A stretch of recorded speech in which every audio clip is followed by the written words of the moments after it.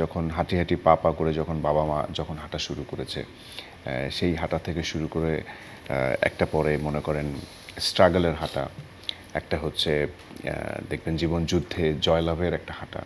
এর পরবর্তীতে যখন আপনি আরও বড় হয়ে যাবেন, সিনিয়র হয়ে যাবেন, বৃদ্ধ হয়ে যাবেন, তখন আসলে নিজেকে মেনটেন করার হাঁটা। সো এই হাঁটা আসলে মৃত্যুর আগ পর্যন্ত চলতেই থাকবে। এখানে আমি আরেকটা প্রশ্ন যুক্ত করতে হ্যাঁ। চাই যে হাঁটার কথা বললেন, সেই হাঁটা আসলে জীবন পর্যায়ে চলে গেল। ডিফারেন্ট হ্যাঁ, থাকবে। হ্যাঁ, সো ক্লান্ত কি কখনো হয়েছেন? কখনো কি ক্লান্ত লেগেছে?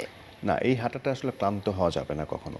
এটা যদি মানে ক্লান্তি আসেও, সেটা আসলে আপনার ঘুমের আগের যে ক্লান্তিটা, সেইটা আপনাকে ঘুমের জন্য হেল্প করবে। সুখ ও আনন্দের ধারায় ছোট সংসার হোক পরিবার পরিকল্পনায় জনস্বার্থে সেন্সেশন। আমার কাছে মনে হয় ক্লান্তিটা হেল্প করবে, বাট এই হাঁটাটা আসলে হাঁটা থামানো যাবে না। ওকে, নীরবের ক্ষেত্রে যদি একটু বলি যে তাকে ঢাকায় সিনেমার নেক্সট সুপারস্টার বলা হতো তখন, যখন সে জার্নিটা শুরু করেছে, কয়েকটা কাজ আমাদেরকে উপহার দিয়েছে, কিন্তু এখন আমরা তাকে মডেলিংয়ে অনেক বেশি সরব উপস্থিতি তার দেখছি।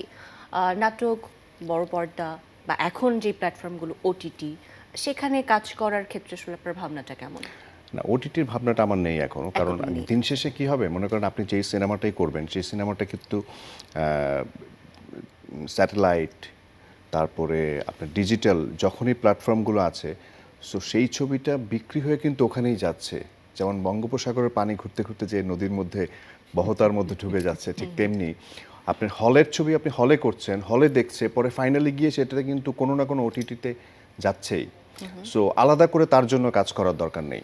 সো সেটার জন্য আলাদা অনেক মাধ্যম আছে, যেগুলো আরও অনেক ভালো ভালো আর্টিস্ট আছে আমাদের দেশে যারা যারা করছেন, এবং মানে দে আর ডুইং অ্যামেজিং। আমার খুবই ভালো লাগে, বাট মাঝে মাঝে খারাপও লাগে যদি মানে ওখানে কাজ করতে পারতাম, বাট আমার মনে হয় এটা রিগ্রেট ফিল করি না যে ওখানে নেই।